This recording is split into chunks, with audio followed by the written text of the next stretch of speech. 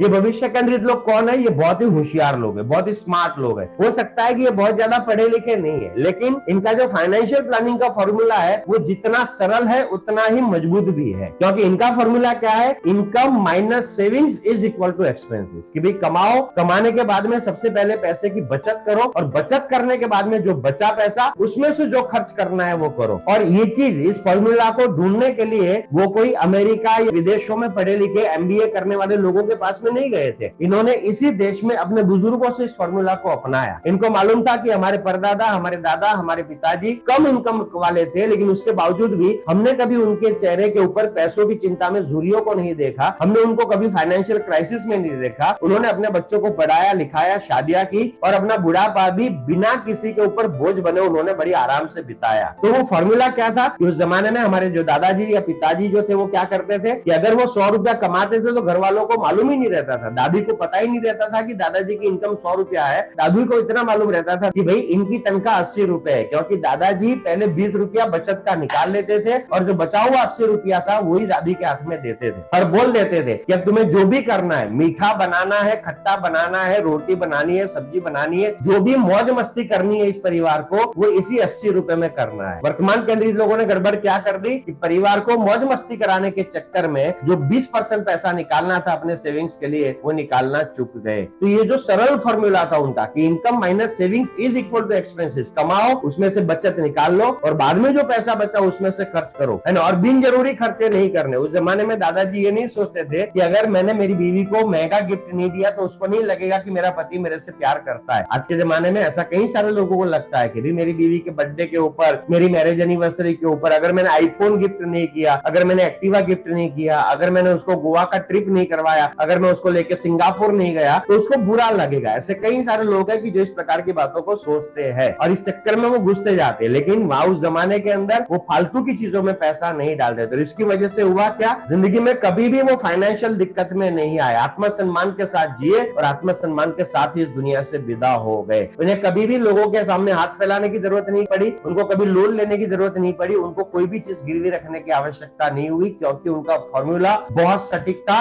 वो भविष्य केंद्रित लोग थे और अपने भविष्य के बारे में वर्तमान में सोचते थे। उनको मालूम रहता था कि भाई अगर आज मेरा बेटा 2 साल का है या मेरी बेटी 2 साल की है तो 15 साल के बाद वो 17 साल के हो जाएंगे, उनको आगे पढ़ाना पड़ेगा, पढ़ाने के लिए पैसा चाहिए होगा, हो सकता है उनको हमारे शहर से किसी और शहर में पढ़ाई लिखाई के लिए जाना पड़ेगा, कोई कमरा दिलाना पड़ेगा रुकने के लिए। तो इन सारी चीजों को वो 15-20 साल पहले सोचते थे। इनको मालूम रहता था कि मेरी 2 साल की बेटी 23 साल के बाद 25 साल की हो जाएगी तो उसकी शादी करानी पड़ेगी। तो जब बेटी 2 साल की होती थी तभी से वो थोड़ा थोड़ा पैसा बचाना चालू कर देते थे। वो थोड़ा थोड़ा सोना खरीदना चालू कर देते थे ताकि जब शादी का समय आए तो अचानक 10, 15, 20 तोला एक साथ खरीदने की नौबत ना आए, क्योंकि उनको मालूम रहता था कि भैया भविष्य को सुरक्षित करना है, भविष्य को समृद्ध बनाना है तो वर्तमान में निवेश करना बहुत आवश्यक है।